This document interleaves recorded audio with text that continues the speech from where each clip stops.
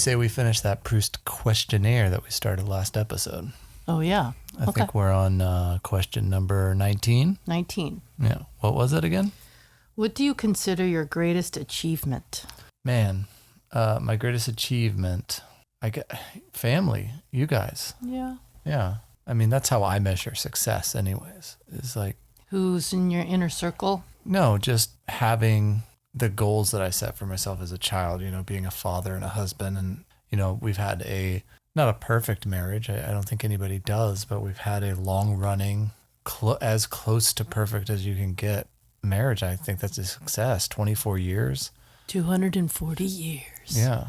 With no breakups. Yeah, no breakups. It's not like it was an on again, off again type of thing. It's been a solid monogamous relationship for 24 years. And, we have wonderful children that are growing into wonderful human beings. And for me, that's success. So that's my greatest achievement, is being a participant in that. That's good. What about you? Mine is not nearly as sentimental. I'm a big sap. I think you're a big softie. I think we've all determined that I'm a huge sap. Yeah. Mine is my credit score. Oh yeah. Okay. Yeah. No. That. Do you want to change your answer? No, because I still think that the family is more important. But yeah, no, that we've worked really hard to correct that. On my end, I've just piggybacked off of your income. But I think I've helped in the savings and the strategy and the... Yeah, you're definitely the more responsible one when it comes to finances. Yeah. I'm the hoper. Yeah. I hope for good things to happen, and I hope for this to work out, or I hope for that. I hope too, but I am also, I feel like I'm getting more cynical as I get older. Yeah. I think it's just kind of seeping in. The more experience I have with humanity and things, the more cynical I become. But I still have a lot of hope and desires. And, you and I have worked really hard. We had a really crushing blow to our credit in 2008 when the housing market crashed. Yeah. And it took us a lot of years of really focusing on correcting that to get us to a point where now we are both kind of excited about seeing our credit scores and stuff. Yeah. So I don't want to talk about what they are because... No, but I'm just saying it's a privileged kind of a thing, but I'm kind of excited because when I first started out, I didn't have any credit score. Yeah. And you had a really terrible one. And then, so we've just worked really hard to make that we put in a lot of effort and time and Yeah, and that's why it kind of hurts when people are like, and you go, but you haven't seen where we started. Yeah. Right? I just, well. Don't forget where you came from. That's my motto. Yeah, exactly. And that's not my motto. But no, but there is something to that because, I grew up in a trailer, right? Right. And so, I don't know. I just feel like I worked my way up from the bottom, feeling. I felt like I was a poor kid, and I don't think kids are supposed to feel that. Yeah. And so I feel like we had zero, and now we have some, we have some in the plus sign, and I'm happy about that. I'm proud of that. Yeah. It's a good achievement that I feel proud of. Yes, I agree with you. Yeah. I like that. I like that answer. Okay. Number 20 is kind of, I don't know, but if you were to die and come back as a person or a thing, what would it be? And just spoiler alert, I'm skipping this one completely because I just don't know that I want to come back. From a very Buddhist point of view, I know that to be human is to suffer. And I think I've had enough of it. And so I know, but that's not. I know. I know. I don't know. I'm just tired. I think is what I'm just trying every second of my day to just be. And so I don't know if I want to come back necessarily. That's valid. I mean, that's a valid choice. I would hope that you would, spoiler, I would hope that you would choose differently given the chance. But anything? I can come back as anything? Yeah. As a person or a thing.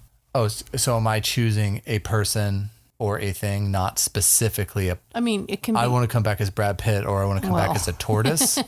The question is a person or a thing. No. Those aren't the two choices. Oh. Anything, basically. If you could come back as any kind of person or any kind of thing, what would it be?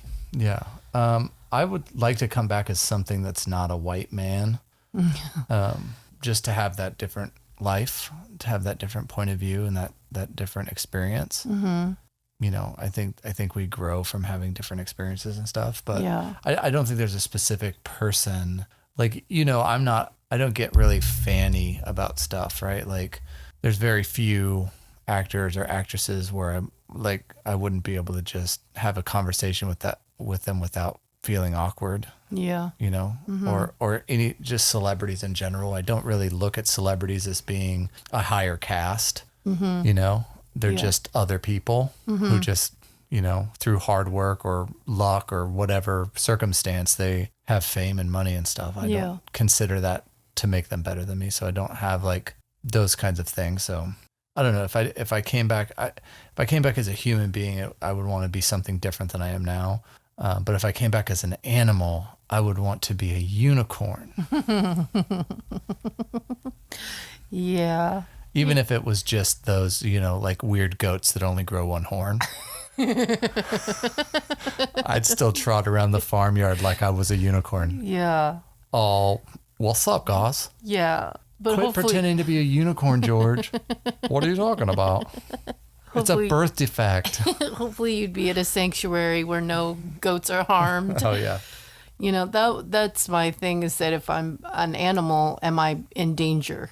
You know, I wouldn't want to be in danger all of the time.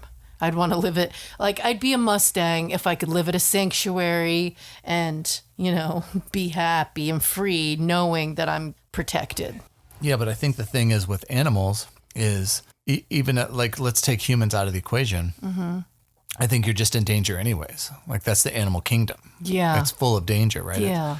You know, we're all, you know, sitting in our little castles, you know, made of wood and pretending like we're not soft. Right. But in the animal kingdom, that it's just wrought with danger, right? Right, exactly. It just comes with the territory. So I don't know if I don't know. Yeah. I'm skipping it. Number 21. Jack Black. I would maybe come back as Jack Black. He seems fun. He does seem like he has lots of fun, but in that same respect, right?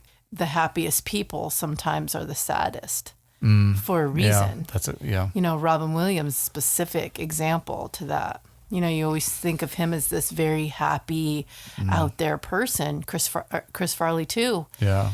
And really, they're just sad. Some sadness. Yeah. Because you know what it feels like to be sad, so you don't want other people to feel sad. Kind of a deflection thing. Anyways, I get it. Number 21. Where would you most like to live? This is number 21? Yeah. Where would I most like to live? Yep. Oh, boy. I really like the Pacific Northwest a lot. Yeah. But it really doesn't have to be the Pacific Northwest. Anywhere that's, you know, cold most of the time, but not too cold. Like, I don't want to live in 10 feet of snow. Yeah. But I also don't want to live in pudding, and I don't want to live in like an arid desert, right? Yeah. I think when we went to the Mammoth Caves in Tennessee, I think that you would have lived. That was in Kentucky, though, right? Was it in? I think they're in Kentucky. Okay, yeah. You would have lived in there, I think, because it was like 58 degrees. Yeah. You were like, this is the best place I've ever been to. Yeah, if it weren't for cave creatures, I may live in there. 54 degrees was really nice in there. Yeah. And it was crisp. It was like a crisp 54 degrees. You know, you can have cool weather and it still be gross because of humidity or whatever, but I think the place that we've lived that I enjoyed the weather the most was Seattle. And I know a lot of people go, oh, it's so gray there, but who cares? Yeah. I am as Celtic as they come. And that kind of like environment, it just feels right to me. Yeah. Something like that, or, you know, the mountains anywhere. Yeah, that's my answer. Rockies, Rockies, maybe not the Appalachian Mountains. No. I don't think I'd live there. Mm-mm. They're too shallow. And yeah. Mm-hmm. Yes. You need more peaks and valleys in your mountains. Yeah, I like the John Denver kind of mountain. Yeah. Colorado for me. I want to be in the mountains where there's you know, some blue sky and some, you know. Well, we've talked about Colorado a lot. We both have had separate dreams Yeah. to live in Colorado Yeah. before we even met. Yeah, when I was a preteen and a teenager, I was Yeah. like, you know what? I don't know. Colorado is calling my name. And, Yeah. I could just hit the road and with a dog or two and just live in Colorado by myself. It sounds really cool. And I could go to Colorado State and it could be just me on my lonesome. Yeah, Colorado's probably pretty nice. Yeah. All right. We actually haven't ever been there. Yeah, I would like to visit there and then live assume, there. Yeah, I just assume it's going to be cool. Number 22. What is your most treasured possession? Oh man, my most treasured possession. Gosh, that's hard because I don't really treasure possessions. Like I feel like I can lose literally anything I own and it wouldn't really affect me. I mean, I might be pissed about it, but at the end of the day, it was just a thing. Yeah, I've heard you say that on more than one occasion. Yeah. It's just stuff. Yeah, some things are irreplaceable, right? Like there's some, like I own some board games that you can't get anymore, or they'd be very difficult or very expensive to reobtain. Yeah. But it's still just a thing, and I don't need it. I have some yo-yos that literally there are only 6 of that yo-yo in the whole world, Yeah. and I'd be super bummed to lose it. But it's just a yo-yo. It's just metal and string. I don't know. I don't think I have a prized possession. I don't like to. Let's approach it a different way. Like if there were an imminent danger and I could only grab one thing, it'd be my computer. Yeah. Because I have this thing that if I have my computer, I can rebuild everything else. Oh, yeah. Right? If I don't have my computer though, now I'm starting from a ground zero. Yeah. And it's going to be a lot harder to overcome the losses of everything else. But if I have my computer, Yeah. we can rebuild the empire, so to speak. Yeah. So mine is kind of they were all at one time my possessions. Yeah. But now I've given them to my kids. So from the moment that I find out that I'm pregnant with them, I start a journal. Yes. For them. And I put everything that I want to say to them while pregnant, while they're babies, while they're young kids, while they're preteens and then teenagers.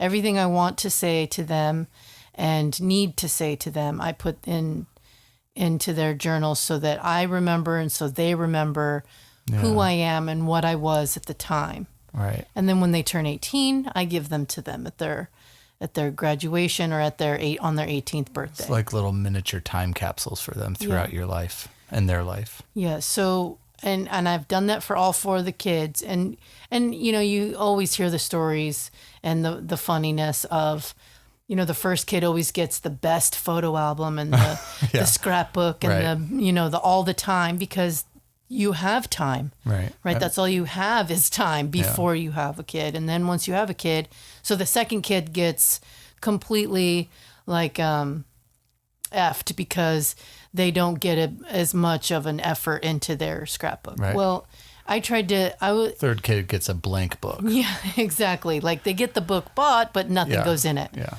Well, I decided to do something different, not necessarily a scrapbook. Right.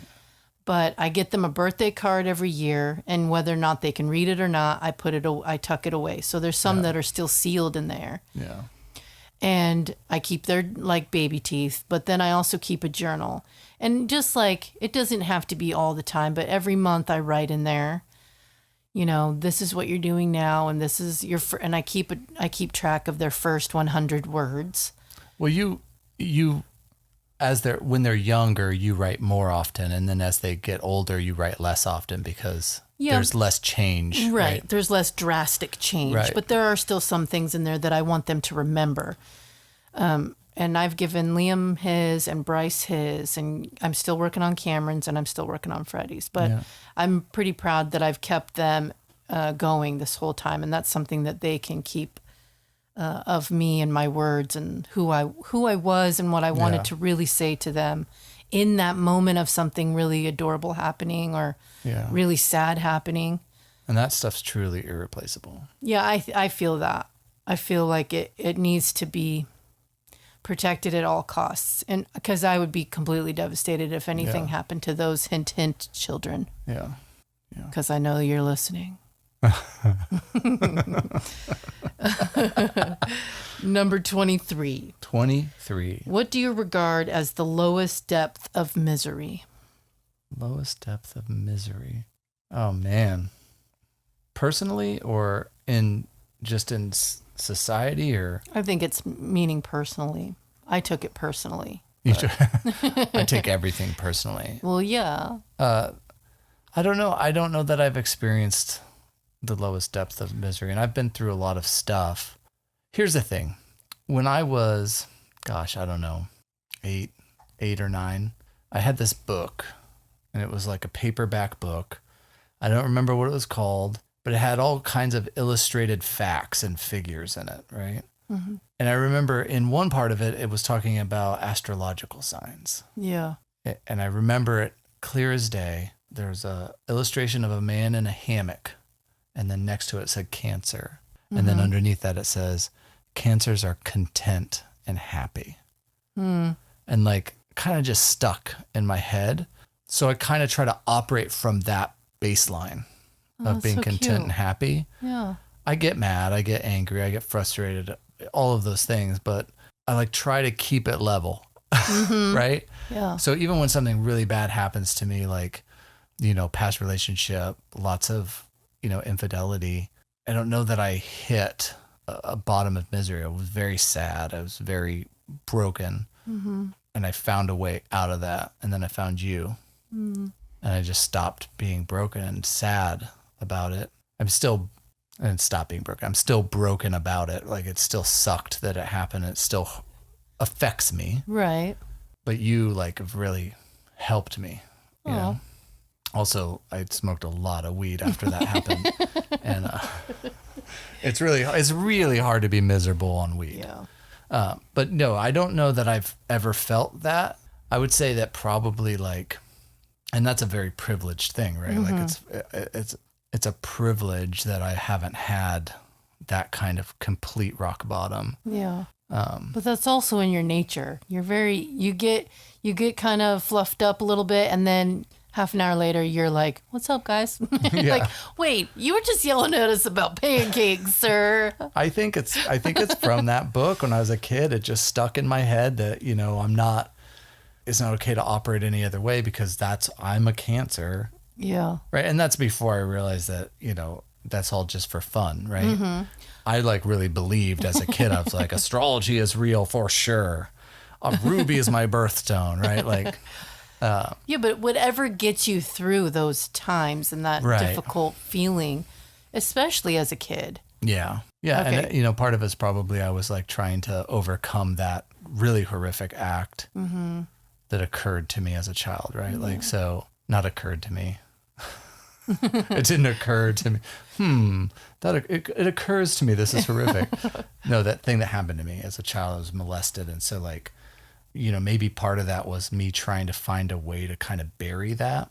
Yeah. And just keep moving. Yeah. And keep moving forward. Yeah. Try to survive that whole thing. So yeah. I'm assuming that to lose a child, no matter how old they are, would be pretty miserable. I don't even want to think about that. Me neither. But I do know that a touch of what that might feel like. Yeah.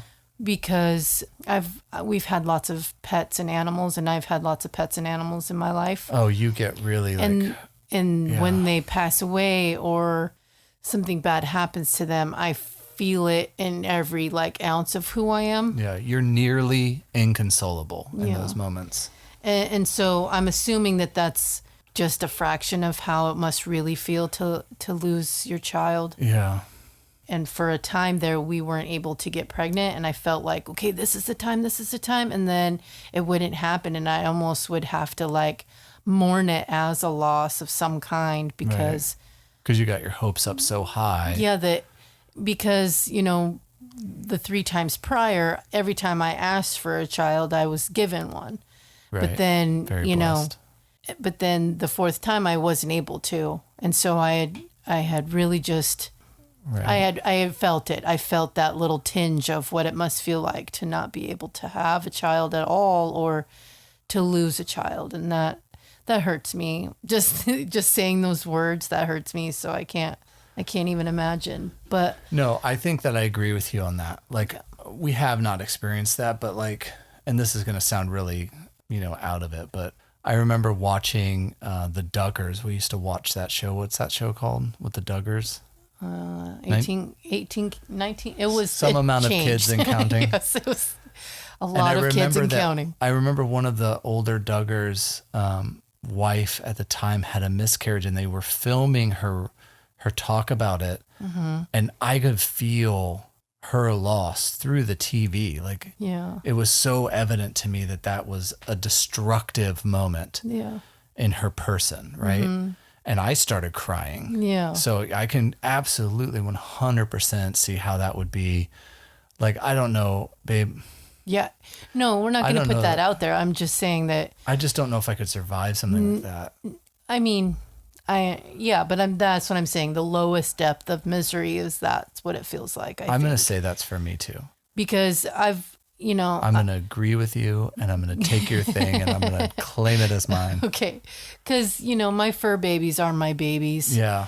I hope for them and I pray for them and I keep them safe and I feed them and I take care of them. And so when they feed them people food and I say, stop doing that. And you say, we're going to brush their teeth too. And I'm like, ah.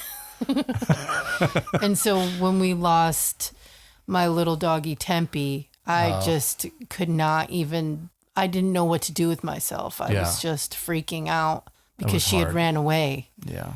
And I still don't know where to put that in my soul. I don't think she ran away. I think that she went outside in the dark and got lost. Because she was old. Yeah. I don't think she ran away from home. I think she got outside and then realized she didn't know where she was and then started wandering around. Okay. Well, that scares me even more. So it makes me sad. Yeah.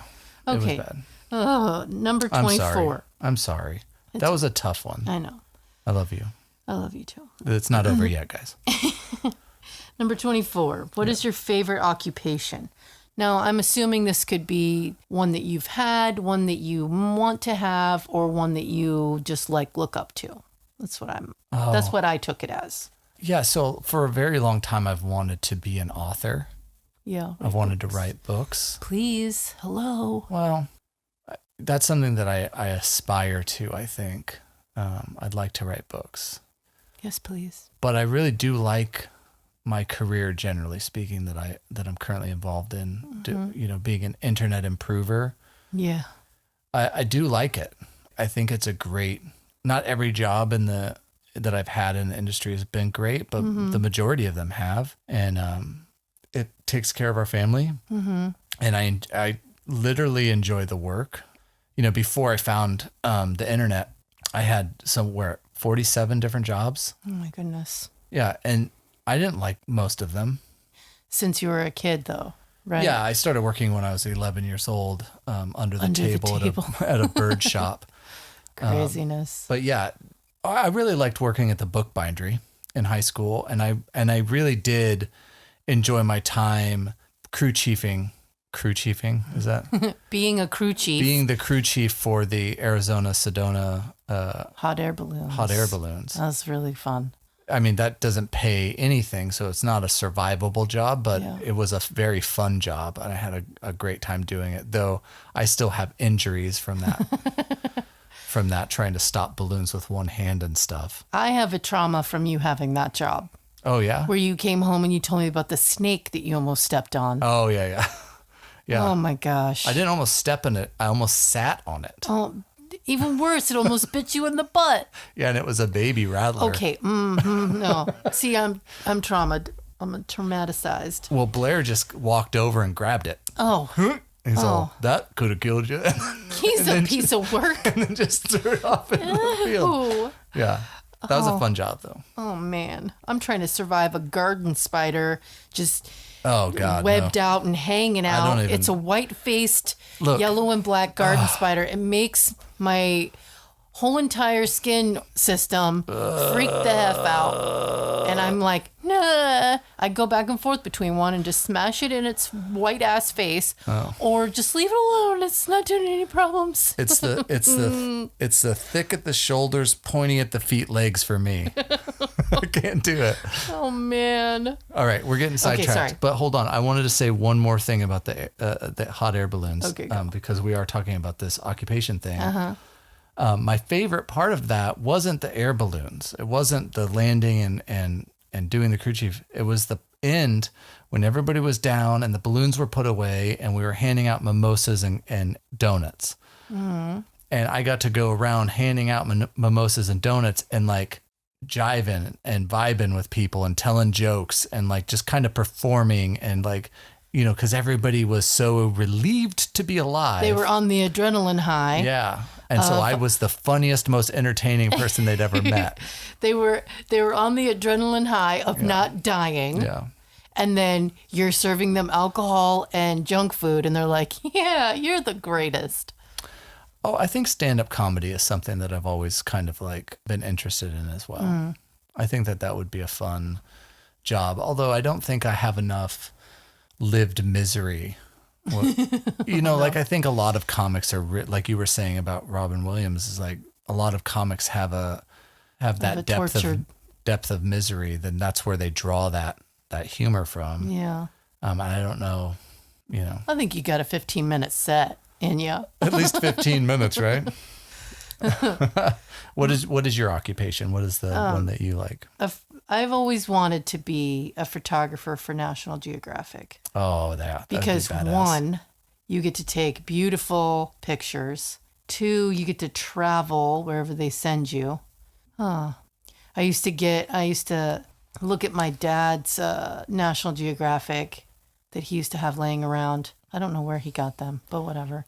Probably from the magazine store, right? They had those when we were kids. Yeah, but I don't know. Just didn't seem like him. He wasn't the kind of guy to buy magazines, just have them. Like a yard sale, probably. Oh, I gotcha. And so there was like these just amazing pictures of these places that you can only dream of. Right. And I was always like, oh, I just want to go somewhere. And what would it be like to go, yeah, I have a job to do. And you have your camera bag and you have this plane ticket to who knows where to film this snow leopard in the, it's just amazing. Yeah, that would be amazing. I always thought it was great. I think you'd be great at that job. Yeah, but I have too much to stay here. Now. Yeah. But I feel like, adventure, nature, photography, that's like, that's you. Yeah. That's you in a nutshell. Yeah. All right. Number 25. What is your most marked characteristic? From my point of view or from what I think other people see? Dealer's choice. I don't know. Here you go, buddy. Dealer's choice, eh? I'll pop you right in the chin. Mine is both. So I've heard this from other people, but I also feel it from myself as well. Right. Personality trait is in? Yeah. Read the question again. I'm sorry. What is your most marked characteristic? Characteristic. I don't think of myself like this, but whenever I meet people for the first time, they always comment or remark how nice I am. And I don't know how that jives with the reality of my personality, but I think that some of it comes from they don't expect me to be nice because of the way I look. Oh. Right. I'm 6'7". I have a full beard. I look like a biker, right? Yeah. I look like somebody who would be dangerous. I look like somebody who might just start running through walls and smashing things. Yeah, right. But you are very friendly. I am very friendly though. Yeah. Yeah. So I always get that. I always get you're very nice or you're very funny. Yeah. One time somebody said I was cool. Thank you, Trey. But yeah, nice is the one I usually get. So I'd assume that's probably my most marked characteristic. Yeah. Okay. I can see that. You are very friendly. Maybe my beard. I get a lot of compliments on my beard. You have an amazing beard. I do. I get a lot. Yeah, I get a lot of compliments on my beard. I don't see it though. Like I look in the mirror and go, "Oh, it's crooked. It goes off to one side. Oh, it's so dumb. Why is it so white? Why do I look like a wizard, Harry?" Like, yeah. So, but niceness. Okay, mine, and we're turning negative words into positive words. Awesome. Mine is determined. I'm very stubborn. I'm very determined about what I want and what I like. Right. And it's hard to talk myself out of things. Yeah. Let alone let other people talk me out of things. I would say that you're determined more than you're stubborn. Right. I think there's a difference. Saying. No, I don't think there is a difference. I think that there is a positive way to spin it and a negative way to spin it. And that's what I'm saying. That's what I'm saying about the difference, though, is like... Growing up, I heard stubborn. Right. But I have turned it into determined. It could be for good purposes or bad purposes. It's just I'm determined because of what gets in my head and how the vision that I have for things. Right. That I don't want to be deterred from that. Right. I think that you're very determined, generally speaking, but I think that you can also have like a stubborn streak, whereas even if you've been like shown, oh no, this isn't possible, or this is broken and the only way to fix it is to buy a new version of it or something, you can be very stubborn about not just taking that and like trying to dig deeper. And that's what I mean about it's hard for me to talk myself out of it. Right.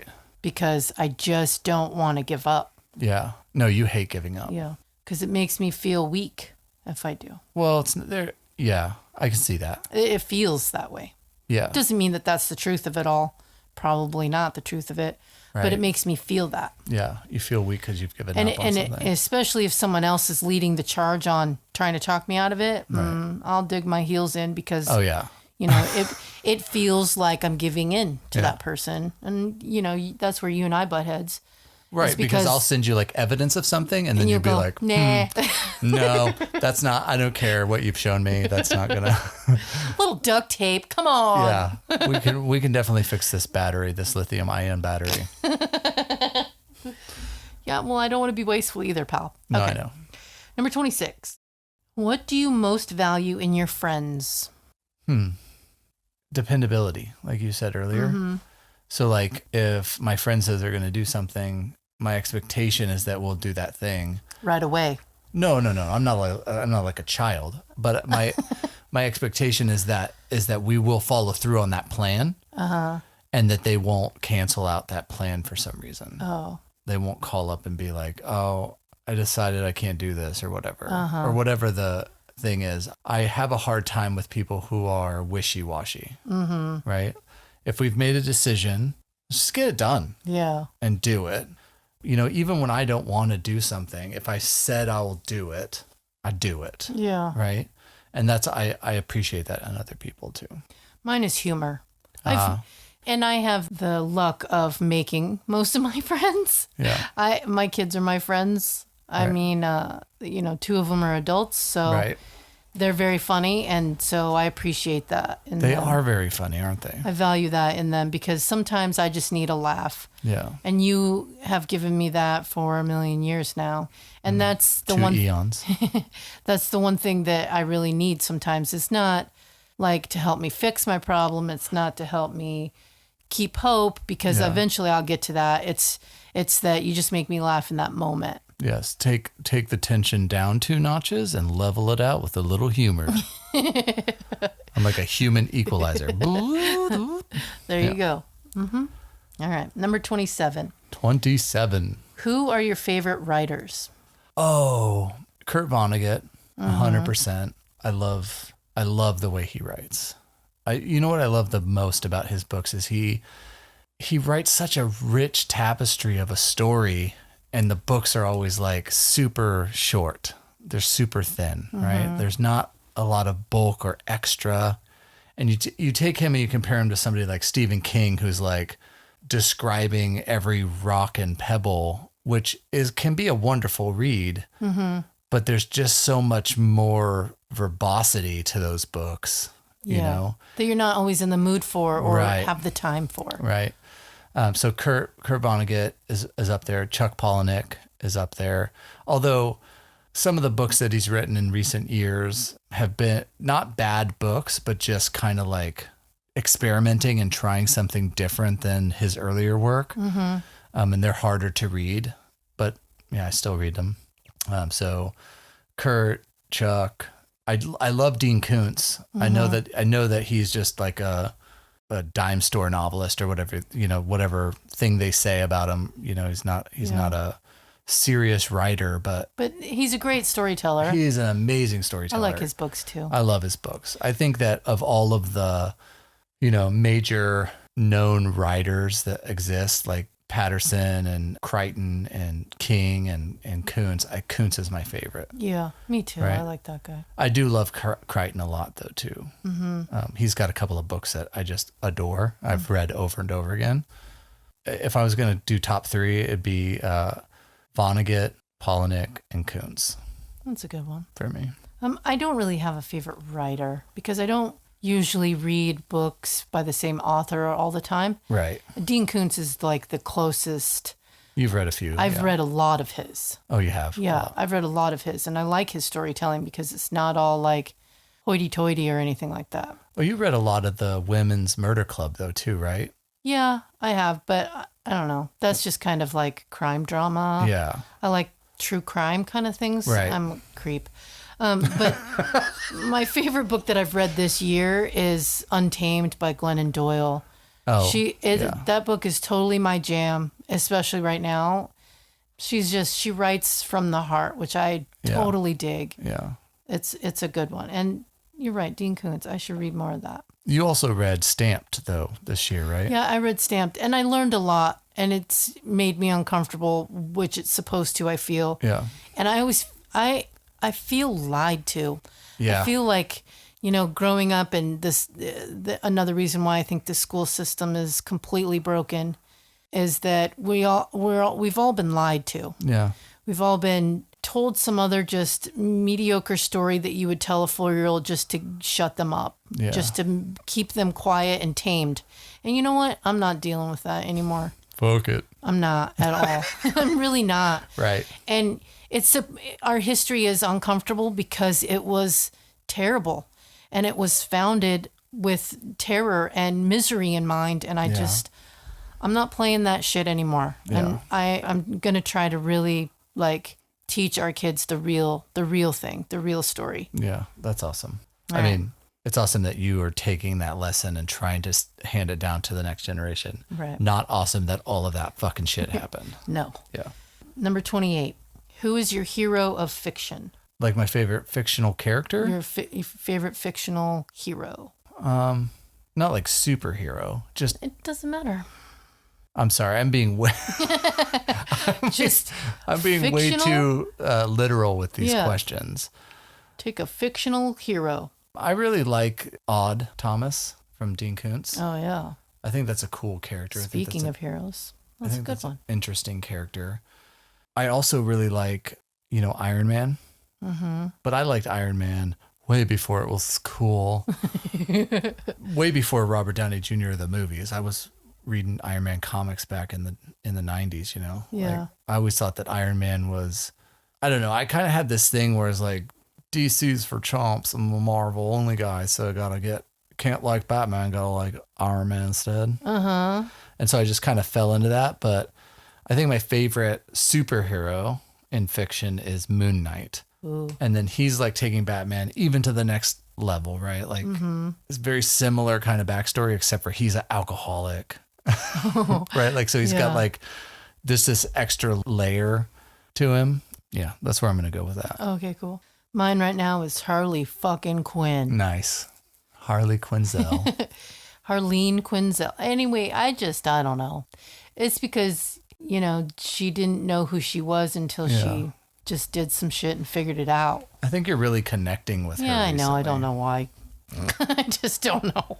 Because you're both kind of like done. You're done with it. Yeah. I think that's what it is. You get to a certain point where you just fed up with everyone else's bullshit. Yeah, you hit your limit. And you're just like, well, let's try this on our way. Let's check in with our gut and try it our way for a minute and see how that fucking feels. You know what I mean? We're doing a lot of cussing. We're going to have to put an extra PCMA on this one. Oh, boy. I don't know. Okay. This one's weird. I don't know. Which historical figure do you most identify with? Historical figure? Yeah. Like Hamilton? I don't know. Like Alexander Hamilton? A historical figure that you most identify with? Yeah. God, I don't. Maybe like Robert the Bruce? Hell yeah. Or some other like rebellious Scottish I don't know. Outlaw. Or William Wallace. Well, no. I don't know the true story about William Wallace. The movie version of William Wallace, maybe. Yeah, thanks, Mel Gibson. Yeah, thanks Stop a lot. it. Thanks a lot, Mel. Ruiner. Oh, yeah, maybe, what's that character's name from? Oh, that's not a real historical person, so never mind. That's what I'm saying. I've been studying which historical character that I identify with for hours this week. Don't know. Yeah, I don't know. I don't know. Maybe Salvador Dali. Oh, yeah. Maybe you a could little do bit. an artisty one. Maybe a little bit Salvador Dali just because of the weirdness. But, yeah. And the mustache, like the preoccupation with facial hair, maybe. But I don't know. I don't really know. Yeah, I was thinking like Edgar Allan Poe for me because no one appreciated him while he was alive either. Not until he. That's awful. And not until he croaked, and then people were like, "Oh my God, he's wonderful." I don't know. Don't know that one. As soon as he died, everybody's like, "Oh, you know what? He was a good guy. That guy was pretty darn cool. I should have hung out with him more." All right, number 30. Who are your heroes in real life? You and the kids. Oh, come on, be serious. I am being serious. Heroes. Yeah. Hero. What is a hero? Somebody you look up to. Yeah. And want to be like. Yes. Okay. All right. Well, I spoiler alert, I didn't do you this time either. I am awful. I didn't know this was. I've been to these kind of questionnaires. When you look at me, you're like, he makes food, but eh. No, not at all. Not at all. Okay, that was a cop-out. But it is like, I'm so impressed by you guys, right? Like I was telling you earlier, I don't really get starstruck, right? But you and the boys and Fred even, she's only 4, and I'm so impressed. Like me too. She's doing her letters and stuff, and she's just got perfect little handwriting for a 4-year-old. I take it back. If I die and want to come back as something, I want to come back as her because she's the sweetest, coolest little girl ever. She's really cool, yeah. And she's fearless. She's super fearless. She's not scared of anything, well, except for like flying bugs, but she's not scared of anything. She'll jump from chair to couch to chair. Yeah. She does not give a flip, and I love that about her. She has a great sense of humor, too. All right. Well, I said folks who run animal sanctuaries and rescue animals. Oh, those are my heroes. Those people are heroes. Yeah, like the Ellie and her husband from the Gentle Barn. Yeah. Sky Dog Sanctuary, which is they rescue Mustangs. Wildlife SOS, Lighthouse Farm. They're a farm sanctuary. Return to Freedom. It's another. They rescue horses and Mustangs and stuff. I don't know. They're my heroes. Yeah. I wish I could do that. Yeah. Maybe someday I will help do that. That'd be cool. But that would be great. I look up to them. I could see you doing that. All right. What are your favorite names? Number 31. My favorite girl name is Emily. Really? Yeah. Wow. I love that name. I love Emily. I love Winifred too, right? Yeah. But Emily, if we weren't going to name her Winifred, I would have pushed hard for Emily. I love it. Just like the way it sounds. It's just musical. I didn't know that. Yeah. And then for boys, I like the names we gave our sons, but Seamus. I know we did. I have that on my list too. I like that name Seamus, but we didn't get to use it. Yeah. I also like Saoirse a lot, but we ended up naming our dog Saoirse. Our doggy, our newest puppy, who's bananas right now. Yeah. So, but yeah, my kids' names, because I liked our favorite names were Liam and Bryce and Cameron. Yeah. And then we were talking. I was like, it'd be nice if. Because we had Paisley on our girl list for a long time. Yeah. But then your cousin, her last name became Paisley. Right. And so we're like, well, we can't use that name now. So we were like, Winifred. Yeah. And then it just kind of turned into Fred and then Freddie. It was, I don't know. Well, those are my favorite names. Are we not going to be honest about where that name comes from? Of course we are. In the TV show episode. Okay. Number 32. What is it that you most dislike? Most dislike, just generally speaking. Yeah. Yes, generally speaking. I don't like hate. I don't like the concept of hate. I don't understand hate. I don't understand how you can hate something or someone. And I especially don't understand it when it's applied liberally for random traits, right? Like racism is the most obvious form of hate, right? But that makes no sense, right? There's nobody can control their melanin content, right? Or any other structure of their human form. Or what shade, like their shade of skin. Yeah, so that just completely boggles my mind, that part of it. But just hate, like saying, oh, God, I hate that.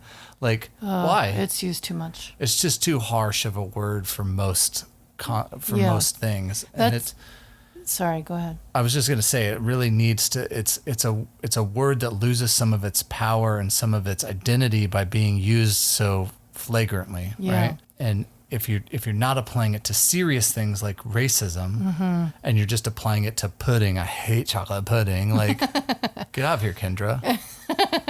You don't like chocolate pudding. You dislike chocolate pudding. That's fine. Yeah, that's why to this day, I don't let the boys say hate. Yeah, it's a bad word in our house. It is a bad word. It's a bad thing.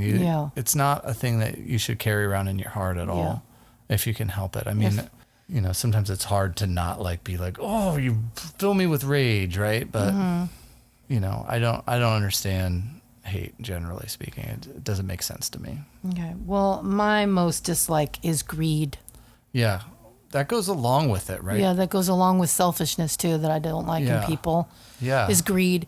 It's like, if you take more than you need, or, I understand the want part of it. I do. But if you take more than, within reason, and if you can't like afford it, that's one thing. And if you can't like, I don't know, I just don't like the whole idea of taking more, absolutely a lot more than you need, kind of a thing. Yeah, I think in terms of like, I agree with you. And in terms of like money, there's a certain point where you just do not need any more. Right. And the more that you have, you're just hoarding at that point, right? Right. I don't know what that number is, but it's not billions. Yeah, exactly. It's right? not billions. There's a number where it's like, okay, more of this doesn't help your situation, and it doesn't help anyone else. You're just now hoarding, right? Yeah. And then, in terms of like other stuff that you can be greedy about, like food or like belongings or possessions or your land. Yeah. Those things too. I think there's there's a cap. There's a place where like, okay, you don't need 100 pairs of shoes. Right. To get by, right? Yeah. But maybe you need 10, 20 pairs of shoes. Yeah. Like there's a line, I think, where you start to tip over into like, okay, you're being excessive now and greedy. Yeah. And as far as the COVID thing, like I don't understand where the toilet paper thing happened, and like the really thing that kind of irritates me, and I notice it more in like the grocery store, so forgive this analogy, but like, just people who clear the shelf. Yeah. Just, just stop being a dum-dum and just leave like one or two. Take your extra. I love pineapple salsa.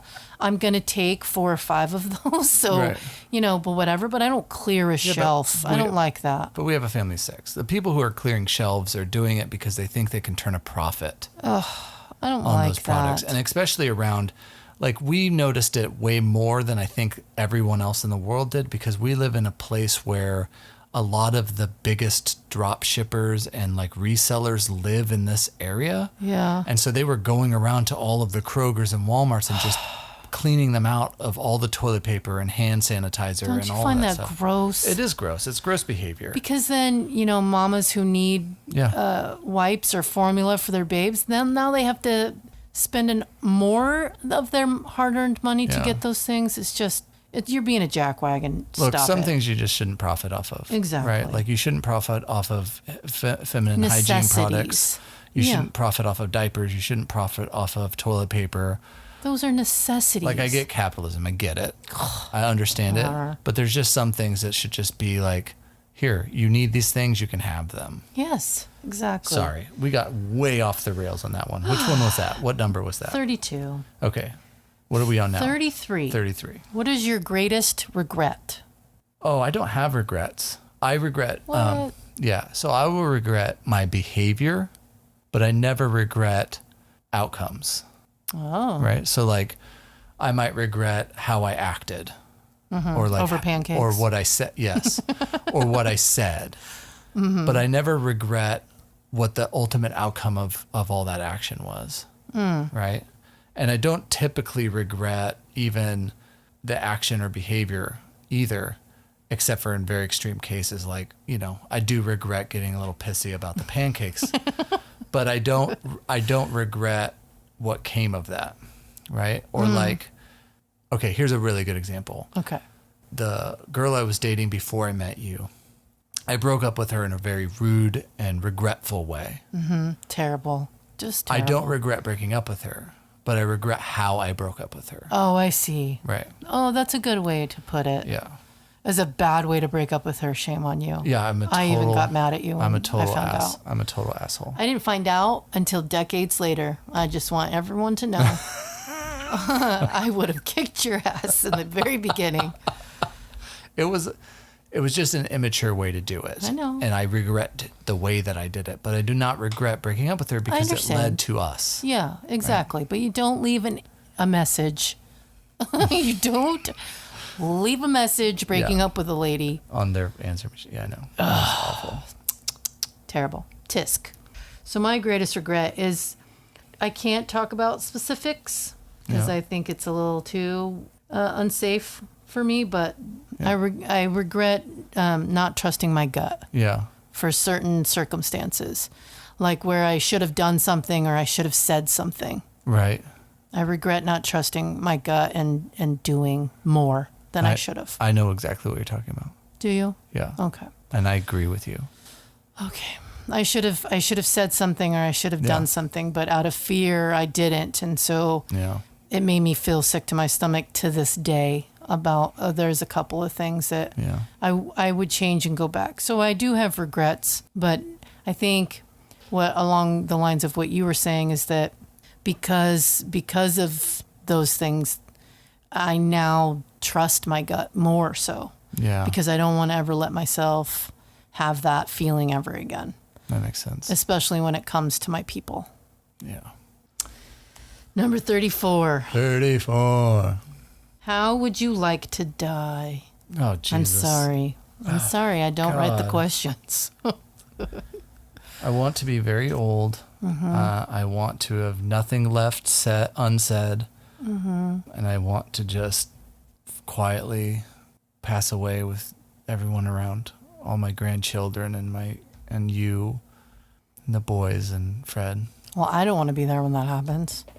Why? Because I'm gonna go first, dumb. Oh, Jesus. It's I go first or we go together. That's the plan. That's what you sold me. Then we go together, but you got to be there. All right, fine. I'll be there, but like before you. Look, if you, honest to God, if you die before me, I don't know how much longer I'm going to last. That's fine. Just croak with me, but don't. Yeah. So myself, I want to be very, very old, crusty, very old, but don't let me get crusty, Liam. Yeah. I want to be very, very old and painlessly. Yeah. I want to go painlessly. Yeah. It can be in my chair. It can be in my sleep, but you're just like, Bob Ross is a wonderful, right? Just out. Bryce and Cameron like to joke around that you go, by the way, I've hidden the treasure in my. That sounds exactly like something I'd pull. Yeah, you would do that. Yeah. So there's that idea. You're welcome. Boy, come closer. In the attic. Look for the... Exactly. I think, I would like to die of old age, and I would like it to be as painless as possible, but we don't get to choose that. I know, but it says you're most like to. My second choice would be behind the wheel of a Ferrari. Oh my God, nuh-uh. Off the side of a bridge embankment. Nuh-uh. Yeah, and I want to hear the sound. Like when I hit that little lump of dirt. No. off the side. No. Into the water. Veto. And then nobody recovers my body. Oh my so nobody God. knows. And Veto. then 22 years later, I show back up and I'm wearing an all white linen suit with a white fedora. Wait, this is from a movie or something? No, this is from my second choice of death. Ridiculous. And I come up to the porch and you're sitting on the porch. No, this is from something. You're sad. And I wink at you and then tears just salty, big salty tears start to run into my gray beard. And then you leap up from the porch and you start running down the gravel dirt road. It starts raining now it's becoming The Notebook. You're a dork. I am a dork. All right. Number 35, the last question. The last question. If you've hung on this long, Thank you for listening to 2 full episodes of us go on and on about ourselves. Getting to know us much better. Getting to know Lou and me. What is your motto? Personal motto, professional motto, or just family motto? All 3. All 3? Yeah. Okay, so my family motto, I come from Scottish tradition, right? And the MacLean family of Scotland has a motto, which is, please forgive me, listeners. I'm not fluent in Gaelic, but it's Bas no beta. And it means death or life. Ooh, I like that one. Which is, it's kind of like a warrior type of outlook, I think. It's like all or nothing. Yeah. And I probably pronounced that incorrectly. But so that's my family motto. And then a professional motto of mine actually comes from the godfather of professional eating, Takeru Kobayashi. And his motto is, to be professional, you don't die. And I think that's hilarious. I actually put that in my code at work for a long, long time. If you ever find CSS out there or HTML out there with that quote in it, I wrote it. That's yours? Yeah, it's Nice. mine because that was my professional quote for a while. Because I think it's true. He's talking about like professional eating, right? But I think in any job, to be professional, you don't die, right? Yeah. Like if you die on the job, Yeah. that's not professional, Well, that's just terrible. right? But I do have a general philosophy, and I think it's sort of like a motto, but it's a little bit too long to be a motto, probably. Most mottos are quippy and short. No, they don't have to be. Yeah, but this is like a philosophy of life that I've kind of generated over a long period of time of thinking about it. Like I used to say, if somebody asked me, what's your religion? I would say love. And they'd say, what's your politics? And I'd say peace, right? Right. Because I don't really want to get into that stuff. But as I get older and I start thinking about that kind of stuff more, it becomes more important to me. So my motto or philosophy now is to be conservative with your finances, moderate with consumption, liberal with your love, and progressive with personal education and growth. Well, that's a good one. Yeah, I think so. I think it's, I think that we need to think in more grays than just like, I'm a liberal or I'm a conservative. Right. I'm a moderate, I'm a progressive, right? I think that one person can be all of those things for different reasons and for different things, right? So that's my general philosophy. What is your motto? How do you go about life? Well, one is, and I think it's my go-to, is just don't give up. Don't give up. No. And that. Yeah, just don't give up, because if I'm trying to tackle a problem and it's not working, I'll go, I give up. But then in my head I go, don't give up. Just take a minute and think a different approach, right? Think about how you could approach it differently. You're really good at that. Like you're very good at staying focused, like laser focused on a thing until completion. And if somebody like tries to and I've done this before to you just recently, in fact, if somebody tries to knock you off that goal, then that fucks it all up for you. Right. And you're like, no, you're like, you dig in even more. You're like, now I really have to get this done. I think that's very admirable. I like that you don't give up. And then, okay. And then It's too soon? yeah. Yeah. And then my personal motto is it's a song lyric from an Avett Brothers song, of course. Lovely. And I have it tattooed on my forearm for that very reason. Yeah. Be loud, let your colors show. Oh yeah. And I try to remember that, and I'm that's the goal. That's what I'm working towards. Yeah. To just be myself, and it doesn't matter about what anyone else is doing. I have to stay focused on what I'm doing and how I'm approaching life and who I am to my people, and as if I'm myself, then I can't lose. That's a super awesome. Yeah. I was there when you got that tattooed, and I was like super excited for you to get that tattooed, because I really do feel like that's a really good reminder, right? Yeah, because for a lot of years you were kind of like suppressed. You weren't allowed to say, "Hey, it's me. I'm over here." Yeah, and that was too scary too, as well. Well, yeah. I mean, you weren't allowed to do it, but also after you were able to do it, you still didn't do it because you were still like in that mindset. Yeah. Yeah. And I felt like that day was like a day of liberation for me, for you. Yeah. I gave myself permission. Yeah. Yeah. And it's a rad tattoo. Yeah. Rest in peace, Steve Martin. Yeah. Steve Martin did a good job. Yeah, he did. That's it. That's the last question. Yeah. All right. Excellent. Now we're done. Cool. Well, this was fun. I really enjoyed doing this. Yeah. Did you learn stuff? I learned stuff. I learned stuff about you. Yeah. I think that's cool that after 24 years, we can still learn stuff about each other, like legitimately learn stuff. Yeah. I think that's cool. Yeah. I love you. I love you too.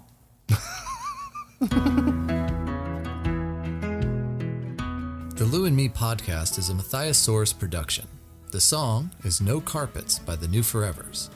Produced and edited by Moose. Hosted by Lou and me. Thanks for listening.